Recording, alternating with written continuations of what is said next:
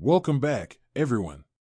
In today's video, I'll show you how to update the time zone that appears on your Microsoft Teams profile card. This is useful when you work with people in different regions, so your teammates can easily see your local working time. To get started, open Microsoft Teams and make sure you're signed in. From the main Teams window, go to your profile picture in the upper right corner.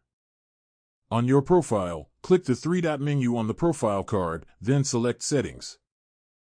In the Settings window, go to the General tab. Scroll down until you find the Time Zone option.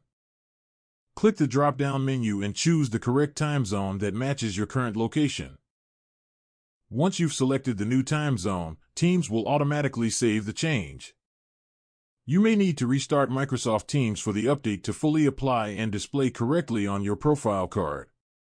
After the update, anyone who views your profile card in Microsoft Teams will see your correct local time, helping reduce confusion when scheduling meetings or sending messages.